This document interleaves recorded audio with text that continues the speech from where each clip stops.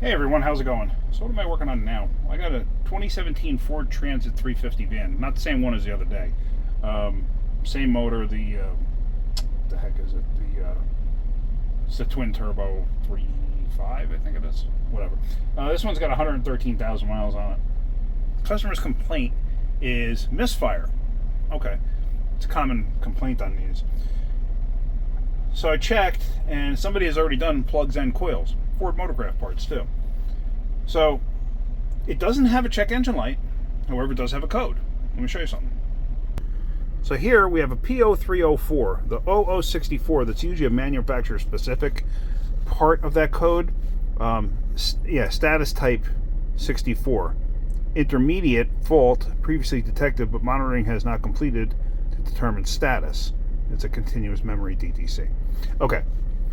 Now, like I said, no check engine light. So what I wound up doing, just to see, supposedly cylinder 4 was the one setting the misfire before all the work was done. So what I did, just because I don't go off of what anybody else says, because if you do that, you wind up chasing your tail. It's happened way too often, so I don't even bother. I start from the beginning, right from the beginning, as if I don't know anything that happened to this vehicle beforehand, as if the parts aren't new, because you never know. So what I did was, cylinders 1 and 4, I swapped the plugs. Cylinders 2 and 4, I swapped the coil. Because I want to see, does the misfire move? Could it possibly be a bad plug? Sure. Could it possibly be a bad coil? Sure. Could it be a bad injector? Sure. I don't know. I don't know what's going on. It's running smooth. So I'm going to road test it. One thing I wanted to show you that's interesting with this, a lot of scanners will do this. A code reader more than likely will not do this. Some will. It really depends. But trying to decipher some of that information can get a little wonky, so to speak. Well, let me show you something. So if you look here where it shows, this is just in diagnostic trouble codes. That's all it is. So you go to freeze frame. It usually takes a moment. Did I even click it? Yeah, there we go. There we go. All right, so freeze frame. What is this information? This information is what happened at the time the code was set. And it gives you a bunch of different parameters here. You see it's page 1 of 5. Here's page 2. It shows you the distance since the first snapshot of that issue, distance to the last snapshot of that issue. Engine load was 97%. That's pretty substantial, 97%. So, let's see. Run time is 12 minutes, 59 seconds. Fuel rail pressure, third gear. So it sounds like this thing was floored.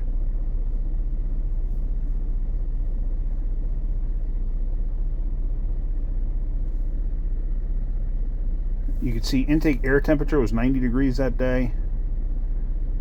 Fuel trims, no error with the map. 24 psi, so it was under boost.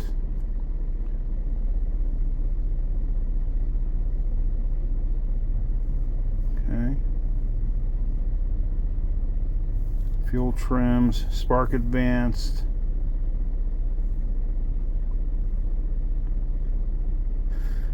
Total time.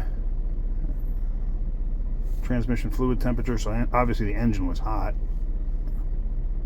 Vehicle speed, 61 miles an hour.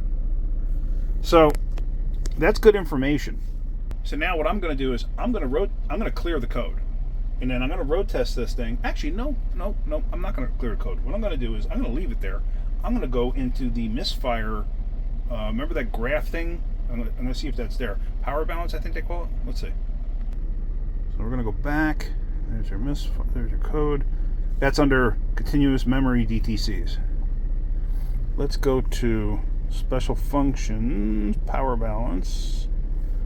Okay.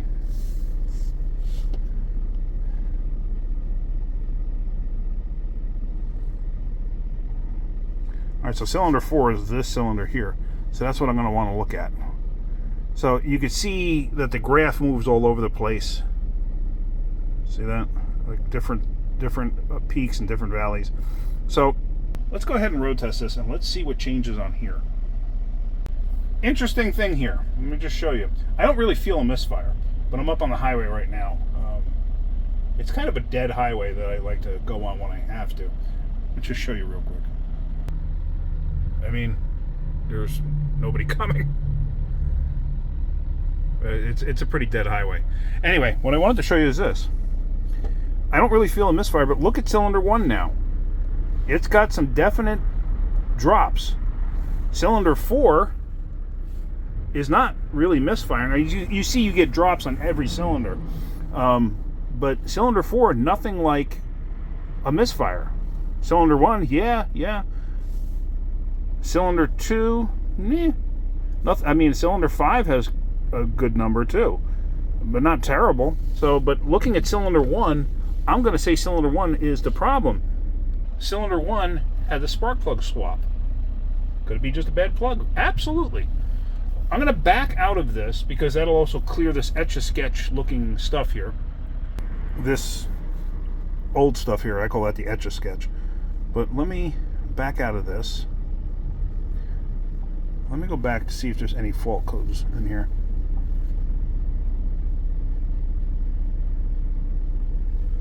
Just curious. May not be yet. Oh, P0304. Interesting. Interesting that it's gonna say that. Oh wait, no, I didn't clear the codes. Did I? No. Yeah, I didn't clear the codes. I'm gonna clear the codes now. I want to see if something pops up. So let's go back.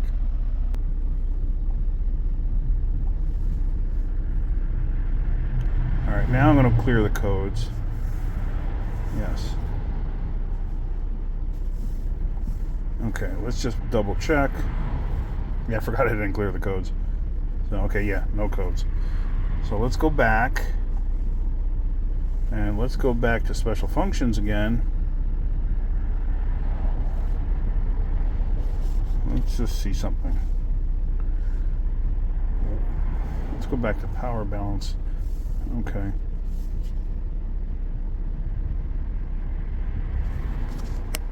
And then what we're going to do is once this comes back up, yeah, there's a normal wave. Let me just head up because this is a hill going up, and I would think under a load is when it's going to show up more prevalent. So let's do that and see if it changed anything. So there, just under that short road test, cylinder 4 has nothing almost. Yeah, cylinder 5, yeah. But if you look, cylinder 1 has quite a few, and one can affect some of the others. So I'm thinking we just got a bad plug. I'm going to continue road testing this a little bit to see if possibly I can induce a code. But otherwise, I'm just going to bring it back. I'm going to change that one plug. I'll see if I can let you watch some of this while I'm driving. I can't see what's going on, so hopefully I have the camera on there.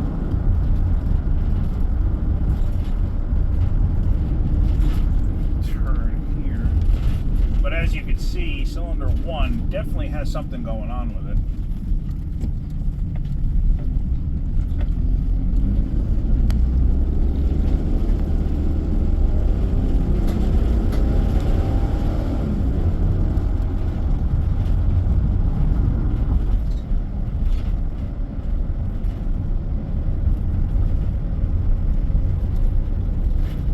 I just wanted to show you that. Okay, I'm back in the shop, but I mean, that's pretty definitive that cylinder 1 has got an issue, whereas this thing was setting codes for cylinder 4 before, and obviously we don't have an issue there. So now let's go back. So I'm going to say plug. We're going to put a plug in it. Let's go back. Just want to see, out of curiosity, if anything showed up. I mean, I know I cleared the code, so yeah, nothing's there. So we're going to have to start with a plug. And unfortunately, in a situation like this, customer's going to wind up having to take it because what else am I going to do at this point? I don't know. So, all right, let's do that and let's see where we go. Okay, so we got the spark plug, and I'm going to put the spark plug in, and I pulled the old one out, the one that was in number 1 that was in number 4. How I didn't notice this before, I don't know, but I didn't. Was this installation error from the people that put the spark plugs in before me? Were they shipped like this? Like, did it happen in transport? I don't know. let me show you something. I can't believe I didn't notice it the first time, but I didn't. So look at this. So here is the spark plug. Look closely. It's cracked. See that? So it got me thinking. So I pulled all the other spark plugs out. And this one was in 5. It's got a crack in it too. Remember that one showed like a little more activity than other ones? But yeah, see, that's a crack right there. Actually, let me...